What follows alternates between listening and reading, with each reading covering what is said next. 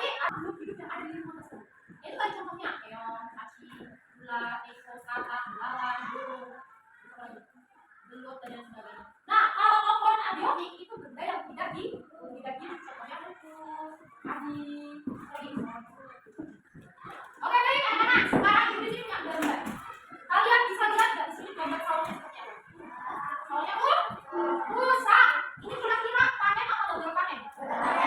Kenapa gagal panen? Tadinya rusak. Karena apa bisa bu? Karena kena hama. Ini termasuk hama. Kena hama apa? Bisa aja kena hama belalang yang terlalu banyak, kena hama walang sangit. Tahu walang sangit itu yang baunya nggak enak, sebenarnya nggak baunya banyak racun. Makanya kalau sudah tinggal di pohon di padi terlalu banyak ya populasinya, padi ini bakal rusak, dia kehilangan nutrisi karena diambil terus sama si belalang atau si walang sangit ini. Makanya jadi gagal panen. Sekarang ibu tanya kalian, kira-kira ya, tadi rantai makanan ada rumput, belalang, kakak, ulat, telur, dan jamur. Kira-kira kalau pada suatu ekosistem sawah ya terjadi hama belalang, apa yang akan terjadi selanjutnya? Misalnya ayah kalian tanam padi 1 hektar, terus kedatangan hama belalang, apa yang akan terjadi? Gagal panen. Gagal panen, ekosistemnya tidak seimbang. Kenapa tidak seimbang? Karena kita lihat ke rantai makanan, rumput itu sebagai produsen. Produsen apa? Rumput ini dikatakan produsen karena dia sebagai produksi yang memproduksi. Selanjutnya, rumput ini akan sering dimakan oleh belalang. Belalang itu dinamakan konsumen primer, konsumen pertama. Setelah belalang lalu dimakan oleh katak. Katak ini sebagai siapa? Sebagai konsumen sekunder. Terus setelah katak, nggak mungkin kan katak disitu aja, pasti nanti dia akan dimakan oleh ular. Ini sebagai konsumen tersier. Setelah ular baru akan dimakan oleh konsumen final atau konsumen terakhir, yaitu elang. Bu, kok elang bisa dimakan jamur? Ini ada prosesnya. Elang ini nanti setelah mati akan terurai. Terurainya itu karena dimakan belatung. Ya, hewan itu kalau mau busuk dimakan apa? Belatung. Nah, kalau sudah jadi belatung, belatungnya mati juga, baru jadi jamur. Nah, jamur ini namanya detokoset. Nanti kalau udah jadi jamur, sembuh lagi. Begitu terus ya ekosistemnya. Jadi kalau ada salah satu yang populasinya banyak, maka ekosistemnya tidak seimbang. Paham? Sekarang ibu ada masalah yang harus kita selesaikan bareng-bareng. Jadi masalahnya di lingkungan sekitar sekolah kita kan ternyata sawah nih, ya. Ada masalah tentang gagal panen. Kena serang hama belalang. Apa yang akan terjadi dan apa yang harus dilakukan?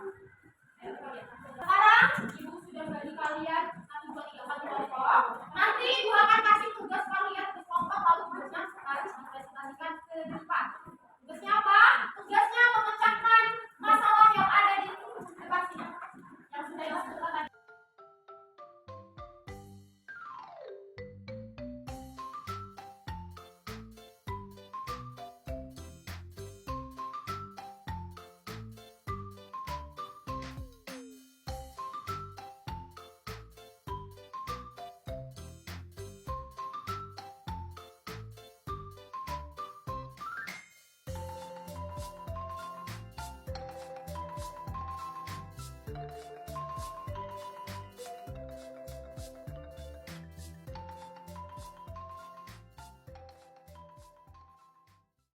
Namanya juga dan menimbulkan kegagalan panen. Gagal panen, ekosistem tidak seimbang, banyak ular, banyak kata berat.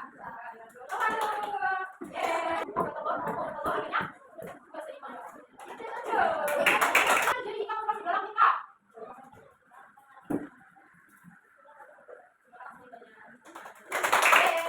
Ekosistem itu apa tadi? Ekosistem itu adalah ekologi yang terbentuk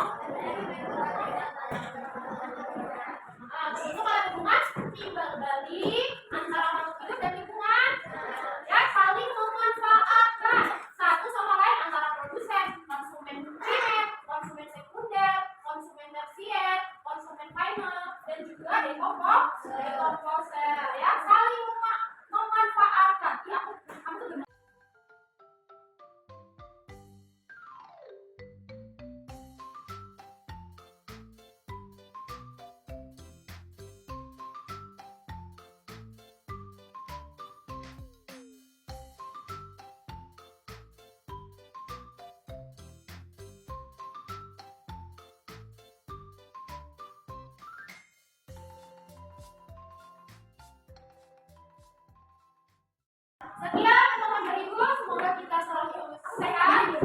Ya, bahwa misalnya satu, bahwa menjaga keseimbangan ekosistem itu penting untuk supaya kita saling bermanfaat. Kalau misalkan ekosistemnya sawah, padinya panen dengan bagus, kita enak juga nggak? Enak karena makan nasinya enak. Ya. Jadi kita sebagai manusia harus mempertahankan keseimbangan ekosistem tersebut. Paham? Akhiri pertemuan kita pada pagi hari ini. Terima kasih atas antusiasmenya. Semoga kita bisa bertemu di lain waktu.